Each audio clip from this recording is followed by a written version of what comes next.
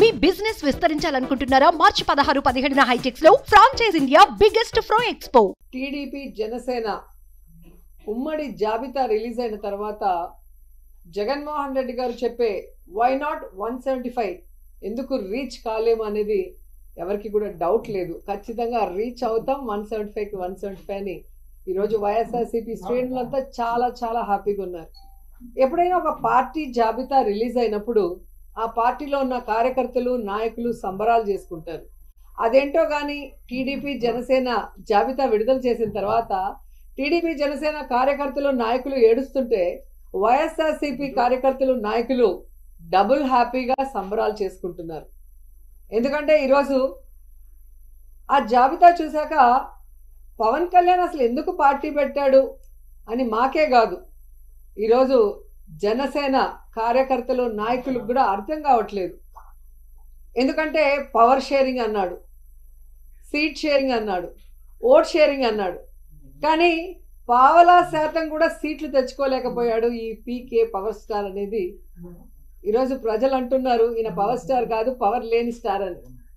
ఎందుకంటే ఈ మధ్యలోనే 2019లో అనుకుంటా ఒక మీటింగ్లో, పబ్లిక్ మీటింగ్లో అంటూ ఉండేవాడు పవన్ కళ్యాణ్, జనసేన అంటే కుక్క బిస్కెట్లు వేస్తే తోకూపుకుంటూ మన వెనక తిరుగుతారు, వీళ్ళకి 10-15 సీట్లు ఎక్కువ అని తెలుగుదేశం వాళ్ళు మన అవమానిస్తున్నారు, మన పార్టీ ప్రజల కోసం పుట్టిన పార్టీ, మనం ఎవరి బిస్కెట్లకి తల వంచం, మనమే వాళ్ళకి ఎన్ని కావాలో అన్ని ఇస్తామని చాలా పెద్ద పెద్ద మాటలు మాట్లాడారు. మరి ఈరోజు 24 సీట్లకి కుక్క బిస్కెట్లు వేస్తే తోకూపినట్టు ఎందుకు తోకూపుకుంటూ చంద్రబాబు నాయుడుతో ప్రెస్ మీట్ పెట్టారో పవన్ కళ్యాణ్ చెప్పాల్సిన అవసరం ఉంది. చాలా పెద్ద పెద్ద డైలాగులు కూడా చెప్పాడు. సముద్రం ఎవరి కాళ్ళు పట్టుకోదు, పర్వతం తల వంచదు అని. మరి ఏ ప్యాకేజీ కోసం 24 సీట్లకే చంద్రబాబు నాయుడు కాళ్ళు పట్టుకున్నావు, ఈరోజు చంద్రబాబు నాయుడు ఇచ్చిన ముష్టి 24 సీట్లకే ఎందుకు తల వంచావు పవన్ కళ్యాణ్ అని జనసేన కార్యకర్తలు నాయకులకి సమాధానం చెప్పాలి. ఎంత బాధాకరం అంటే చెప్పుకోవడానికేమో గొప్పగా 40 years ఇండస్ట్రీ, నాకు విజన్ ఉంది, విస్తరాకుల కట్టుంది, నేను కేంద్రంలో చక్రం తిప్పానని చెప్పుకునే చంద్రబాబు నాయుడు ఒక సైడు, సినిమాల్లో పవర్ స్టార్ అని చెప్పుకుంటూ బయట పవర్ లేని స్టార్గా తిరుగుతూ మళ్ళీ బింకాలు పలికే పవన్ కళ్యాణ్ ఒకవైపు.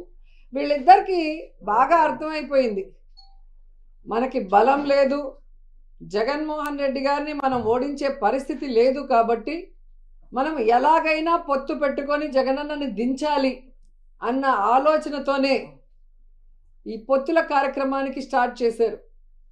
కొద్దిసేపు బీజేపీ సంకనెక్కాలని చూస్తారు, బీజేపీ సంఖ ఎత్తించుకోపోతే కాంగ్రెస్ సంకనెక్కాలని చూస్తారు, ఆ కాంగ్రెస్ ఎక్కించుకోకపోతే పిల్ల పార్టీలతో పోవాలని చూస్తారు. అంటే వాళ్ళల్లో వాళ్ళకి ఒక గందరగోళం, ఎవరితో పొత్తు పెట్టుకోవాలి, ఎలా వెళ్ళాలి, ఎవరు మనని పొత్తు పెట్టుకోవడానికి అవకాశం ఇస్తారో అర్థం కాకుండా గందరగోళం పరిస్థితిలో ఈరోజు 118 స్థానాలు అనౌన్స్ చేశారనేది మనం అర్థం చేసుకోవాలి.